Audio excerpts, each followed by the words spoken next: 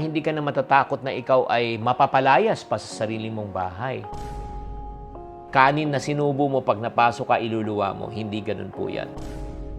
Videos that will make you wealthy and debt-free.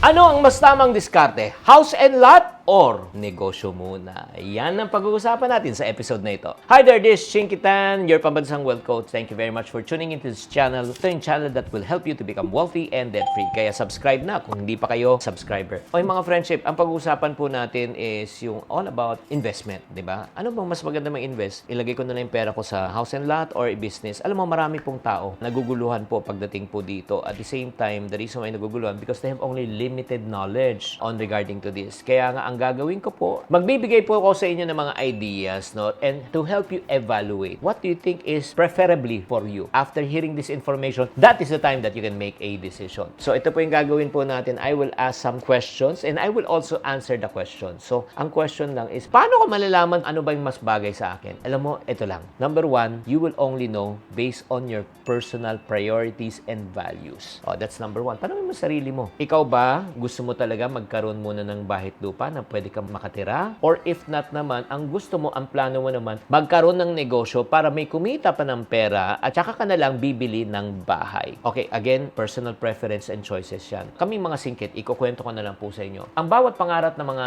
singkit na katulad ko ay magtayo ng sariling negosyo. Okay? Ang pangarap naman ng kapwang Pilipino, marami akong mga Filipino friends, ang pangarap pa natin ay magkaroon ng sariling bahay para sa kanilang pamilya. Walang masama doon. Pero ito lang po, the reason why kaming mga Filipino-Chinese, why we want to start our own business para kumita, para pagdating ng panahon, pag may kita, yung kita ang pambibili namin ng bahay. Nagigets nyo? Kasi pag dinagay po natin kasi lahat ng pera na sa bahay, wala namang masama. Kung yan ang priority mo, yan ang values mo, pero hindi na siya tutubo. Naipit na po yung pera. Kaya number one, i-check mo muna yung personal values mo. Diba? Pag nalaman mo yan, eh, makakapag-decide ka na. Number two, check mo na ang inyong tinatawag na benefits, no? Ano ba yung benefits? Oh, like for example, pag ikaw may sarili ka ng bahay, nagkakaroon ka ng tinatawag na stability. Nagkakaroon ka ng tinatawag na sense of ownership. Hindi ka na matatakot na ikaw ay mapapalayas pa sa sarili mong bahay, di ba? So, yun yung kagandahan. However, ito naman po ang disadvantages. Ang disadvantages po ay syempre, magbabayad ka ng may down payment, tapos not only the down payment, yung monthly amortization, di ba? Kung uutangin mo yan, iisipin mo kung kakayanin mo ba yan. At next also, syempre, pag sarili mo ng bahay, just in case na may masira sa bahay, sino magbabayad? Sino magme-maintain? Ikaw, di ba? In other words, marami ka dapat i-consider bago ka bumili ng bahay. On the other hand naman po, kung kayo ay mamumuhunan sa negosyo, anong benefits? Number one, magkakaroon ka na tinatawag na cash flow or consistent income. Number two, ang income mo hindi fixed kasi sa pagnenegosyo, lalo na kung jumakpat ka, ang income mo pwedeng maging unlimited. At makaka-experience ka na tinatawag na financial independence. Yan po. Pero may disadvantage din, ha, ang pagnenegosyo. Siyempre, may risk. That's number one. Hindi mo alam kung kikita o hindi. Di ba? Paano ko balugi? And siyempre, kailangan ng dedication, kailangan ng hard work, kailangan mo ng time and effort. Di ba? Ikaw yung pinakaunang papasok, ikaw yung pinakahuling papasok kasi ikaw ang may-ari. Kaya nga, next question ng Chinky, ano naman yung mga risk factor? Paano natin babawasan ng risk? Pero bago natin pag-usapan yung risk, kamustahin muna natin si Richard Sison. Isang one of our loyal followers yan, si Anna Jean Lebios. At the same time, si Joms TV. Yes, pa-shout out daw sa next episode. Ito na, nag-shout na tayong Joms.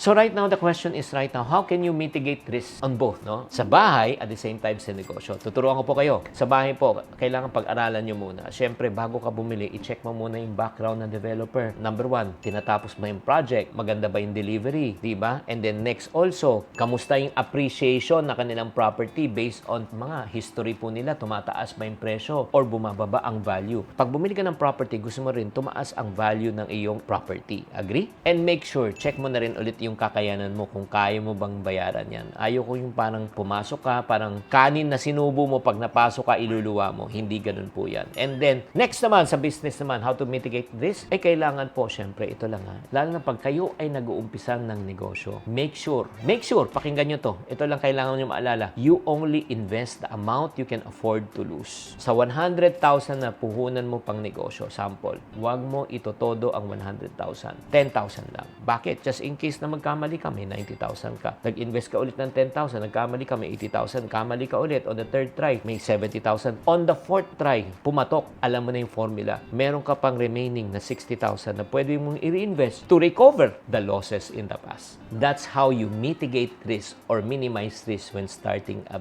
business. Ay, grabe naman. Sana naman, marami na kayong natutunan sa episode na ito. Kung marami na kayong natutunan, type marami please in the comment section. So right now, to end, there are two ways for you to do it. The hard way and the easy way. The hard way, huwag mo pag-aralan, make hasty decision, huwag kang mag-seek ng advice, and then chances are, mas mataas ang chance you'll make the wrong decision. Again, just like what I mentioned, tanungin mo sarili mo, ano ba yung values mo? Ano ba yung priority mo? At tapos mag-seek ka ng advice sa mga experts, di ba? Yung mga marurunong. Mag-conduct ka ng sariling research or DYOR, do your own research.